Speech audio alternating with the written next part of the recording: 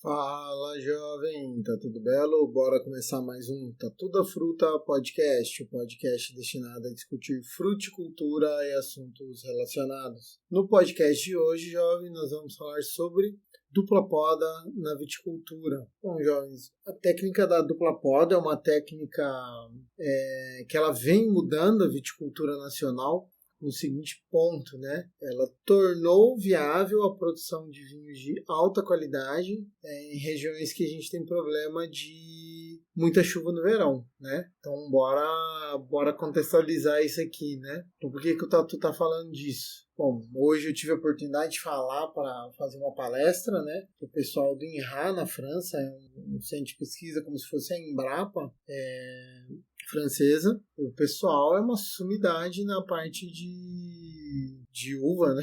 Eu tive a oportunidade, fui convidado por uma amiga para falar desse tema, dupla poda, que é algo que eu venho estudando bastante, né? Talvez é a minha linha de pesquisa principal, adaptação do manejo da técnica de dupla poda. Bom, a dupla poda ela foi desenvolvida pela Ipamig, o grande mentor dela, o Dr. Murilo Albuquerque Regina, né? Hoje ele é aposentado, tem a empresa dele, a Vitácia, né? E ele desenvolveu essa técnica, e é uma técnica assim que, como eu falei no comecinho do episódio, ela vem revolucionando, acho que essa é a palavra, a produção de uvas para vinhos finos e aqui no Brasil, principalmente Sudeste e Centro-Oeste, perfeito?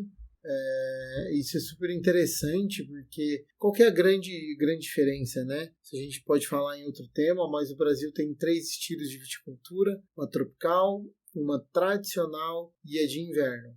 E só para não dar spoiler dessa próximo tema, o que é a viticultura tradicional, né? A viticultura, o ciclo da videira, ele vai do inverno. A videira é uma planta de clima temperado, então ela entra em dormência no inverno, se estimulada para isso, vai brotar no final do inverno, no início da primavera, e aí a gente vai girar o ciclo e vai colher ali no verão. Então o ciclo de uma videira gira em torno de 4 a 5 meses, depende do material genético, e a gente vai colher no verão, principalmente dezembro, janeiro, fevereiro, que são os períodos, para nós do Centro-Oeste, o período mais chuvoso, né, no Centro-Oeste e no Sul.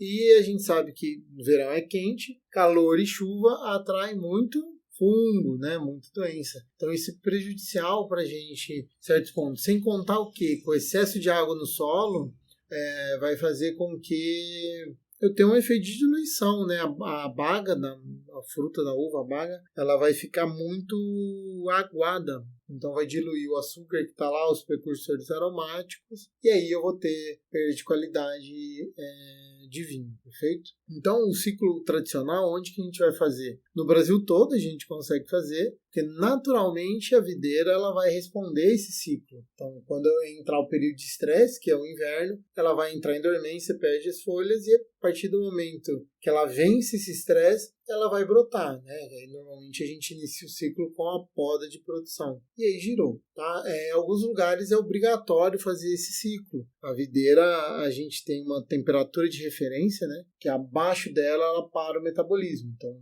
ou ela entra no estado de quiescência, ali, que abaixo de 10 graus a videira começa a travar. Não significa que ela vai entrar em dormência, mas ela não vai ter mais crescimento visível, né? Então, regiões muito frias que o inverno vai passar dos 10, vai baixar 10 graus por um bom período, normalmente a videira é induzida a entrar em dormência.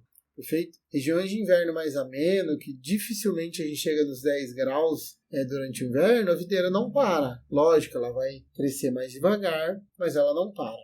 E aí que está o pulo do gato, né? Nessas regiões eu consigo fazer dupla poda. Mas o que é a dupla poda, né? Então, no ciclo normal eu faço uma poda só na saída do inverno. Quando a gente fala poda, poda de produção, a poda que eu vou retirar um grande volume de galhos.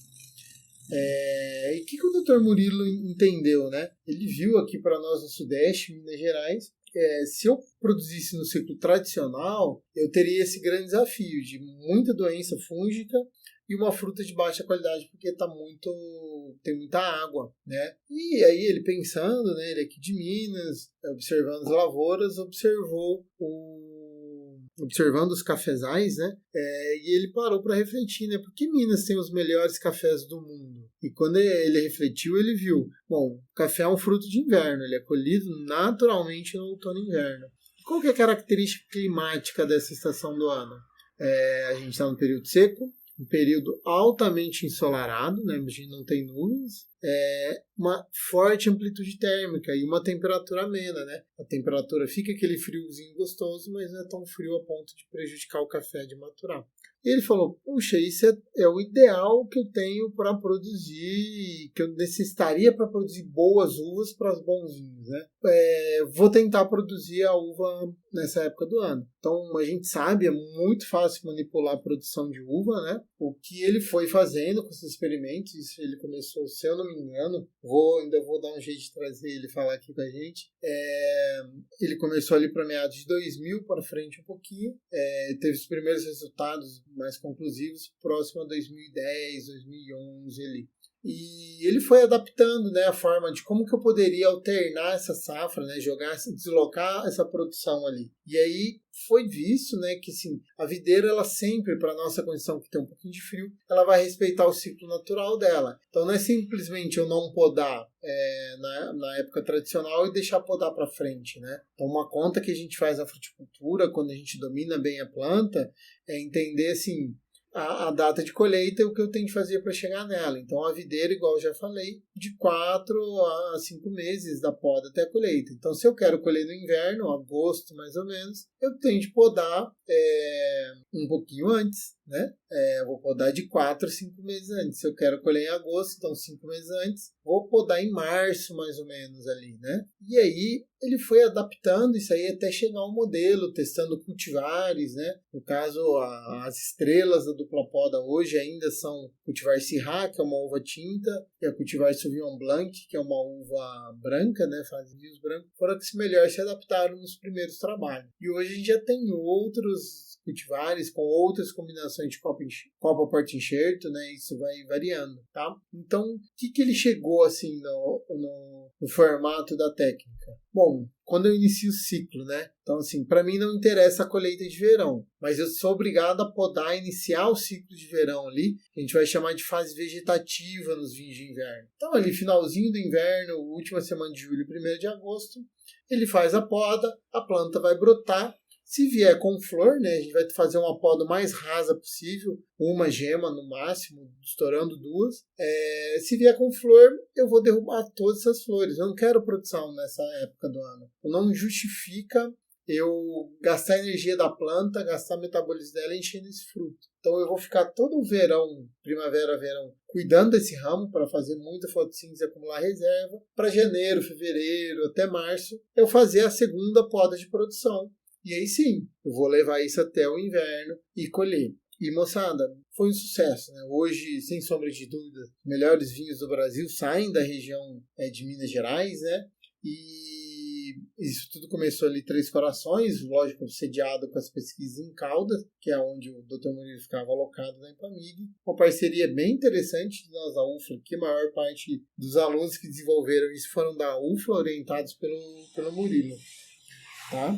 E isso deu muito certo, tanto que foi expandindo, né? Então a gente tem um grande polo hoje, ele próximo a Três Corações, né? São Gonçalo do Sapucaí talvez é o maior polo hoje, que ele vem expandindo até Lavras, aqui em Santo Antônio do Amparo, e do outro lado chegando até Andradas e pulando para Espírito Santo, Pinhal e São Paulo, tá? Umas regiões do Rio, região serrana vem despontando, região do Monte Azul em Espírito Santo, e o pessoal foi testando, eles viram a temperatura, né? A gente pegar boa parte do Centro-Oeste, tem um clima muito parecido com o nosso Sul de Minas aqui, né? Sul de Minas, Campos das Vertentes. E o pessoal começou a copiar isso. Então tem projeto de Ribeirão Preto na Canastra, ali no Triângulo, agora subindo no Cerrado dentro, né? Brasília está virando um outro polo, porque todos têm um inverno seco com temperaturas amenas, que é o que a dupla poda pede para a gente, que é o que faz com que a técnica funcione, né? De preferência, assim, quanto maior a amplitude térmica entre o dia e a noite, na maturação, melhor ainda. Fechou, jovem? Então, o podcast hoje super rapidinho para a gente falar um pouquinho da Dupla Pod, introduzir esse assunto, né? Gostaria que vocês deixassem um feedback no comentário do podcast ou nas redes sociais sobre a pertinência da gente trazer esses temas mais focados em alguma cultura, né? Como a Dupla Pod é algo da videira, mas é uma inovação a nível de Brasil, né? Só o Brasil que tem esse esquema de produção, né? Super legal. E outros temas, até sugerir pessoas para a gente estar entrevistando. Fechou? No mais, é isso por hoje. Um abraço e até a próxima.